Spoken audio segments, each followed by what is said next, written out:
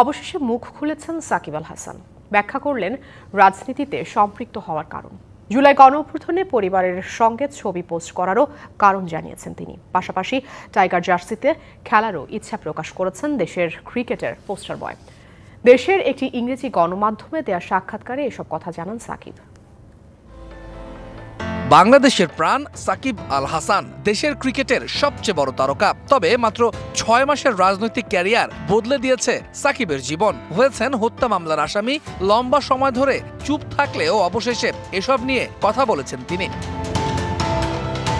একটি ইংরেজি পত্রিকাকে দেয়া সাক্ষাৎকারে সাকিব ব্যাখ্যা করেছেন তার রাজনীতিতে সম্পৃক্ততার কারণ। জানিয়েছেন মূলত নিজ এলাকার মানুষের জন্য কিছু করার তাগিদ থেকেই এমন সিদ্ধান্ত নেন তিনি।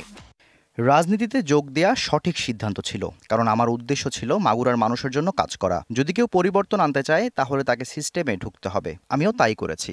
আমি বিশ্বাস করি আমার নির্বাচনী এলাকায় একটি সুষ্ঠু নির্বাচন হয়েছে এবং আমি মনে করি না যে আমি যদি আবার দাঁড়াই তবে অন্য কেউ জিতবে। জুলাই অভ্যুত্থানের সময় সামাজিক যোগাযোগ মাধ্যমে সাকিবের একটা পোস্ট ঘিরে শুরু হয় তুমুল বিতর্ক।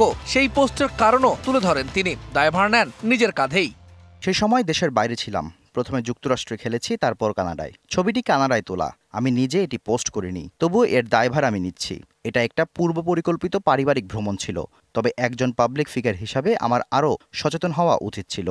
এরই মধ্যে টাইগার জার্সিতে সাকিবের ক্যারিয়ারের শেষ দেখে ফেলেছেন অনেকেই। তবে এখনও দেশে ফিরে জাতীয় দলের জার্সিটা গায়ে তোলার স্বপ্ন বুনছেন তিনি।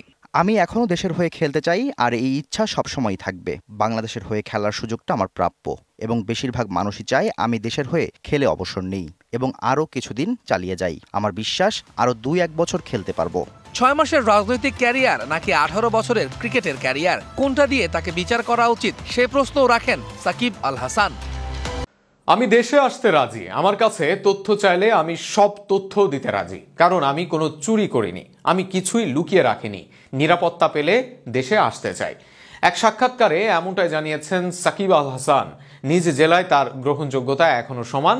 আবারও নির্বাচন করলে আবারও জিতবেন তিনি, এমনটাই ভাবনা তার। আমি এখনও বাংলাদেশের হয়ে খেলতে চাই, আর এই ইচ্ছা সবসময় থাকবে।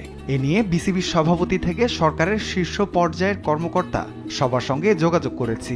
বাংলাদেশের একটি ইংরেজি গণমাধ্যমকে দেয়া সাক্ষাৎকারে এসব কথা জানান সাকিব আল হাসান। তার কথাতেই বোঝা যাচ্ছে এখনও দেশের হয়ে খেলার স্বপ্ন দেখছেন এই কিংবদন্তি ক্রিকেটার। গত বছর আগস্টে রাজনৈতিক পট পরিবর্তনের পর সাকিব আল হাসান আর দেশে ফিরতে পারেননি। সেপ্টেম্বরে কানপুর টেস্টের পর বাংলাদেশ দলের হয়ে আর খেলতে পারেননি তিনি। অনেকেই সাকিবের আন্তর্জাতিক ক্যারিয়ারের ইতি দেখছেন, কিন্তু সাকিবের ভাবনা অন্যরকম। বাংলাদেশের হয়ে খেলে অবসর নিতে চান দেশের ইতিহাসে সর্বকালের সেরা এই ক্রিকেটার। সাকিবের কাছে জানতে চাওয়া হয়েছিল তিনি কখন টের পেলেন বাংলাদেশের হয়ে খেলার সুযোগ আর নেই। যখন বুঝলাম এত চাপ নিয়ে খেলতে পারবো না, তখনই মনে হয়েছে সব